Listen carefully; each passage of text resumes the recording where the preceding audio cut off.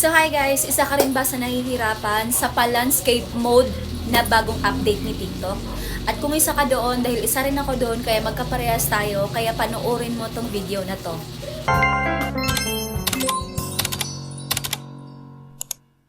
Kaya naman ngayon guys, tuturuan ko kayo kung paano mag-landscape ng videos ng tama. Kasi napapansin nyo ba sa iba, walang full screen na nakalagay dito sa baba. Yun ay hindi po tama. Ang tamang pag-upload po ng landscape video ay merong full screen na makikita ninyo dito sa baba ng ating videos. So guys, huwag kayong maglalagay ng caption dito sa taas sa may black at dito sa baba na may black. Huwag na huwag yung gagawin yan kasi hindi po lalabas yung ating full screen. So bago po tayo mag-start, sasabihin ko muna sa inyo kung bakit nag-update ng pa-landscape si TikTok at bakit kailangan natin na naka-landscape yung ating mga videos. Kasi naman guys, kapag naka-landscape yung mga videos natin, mas tumataas yung engagement, tumataas yung viewers, at dumadagdag yung mga followers. Kaya naman kailangan natin na naka-landscape yung mga videos natin para naman tumaas yung mga engagements natin. Kasi napapansin nyo ba? Yung mga videos ngayon, ang baba ng engagement, lalo na kapag naka-portrait ka. Kapag 1 minute pataas po yung video mo, kailangan naka-landscape ka.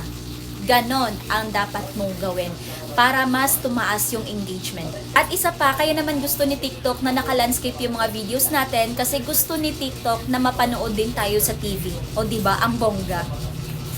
So ngayon, samahan nyo ko mag-landscape ng videos at tuturuan ko kayo kung paano. Una, gumawa muna kayo ng video na naka-landscape tapos pumunta kayo sa edit at i-rotate ito. Pagkatapos yung mag-rotate, pumunta kayo sa CapCut, click new project, at i-click nyo yung mga videos na na-rotate nyo. Makikita nyo sa baba merong aspect ratio, pindutin ng 69 na may YT na logo. Pagkatapos ay i-save din nyo at mag-e-exporting. Pagkatapos ay bumalik kayo sa TikTok, i-save muna ninyo ang video, hintayin muna na mag-save album. Bago nyo i-post, pumunta muna sa select cover. Pag nakita mong naka-landscape ka na, pwede mo na itong i-post. After din yung i-post, i-check ninyo kung merong full screen dito sa baba kasi tama ang iyong ginawa. So yun na nga guys, napakabilis lang naman gawin kung paano i-landscape yung ating mga videos. Kaya naman follow for more.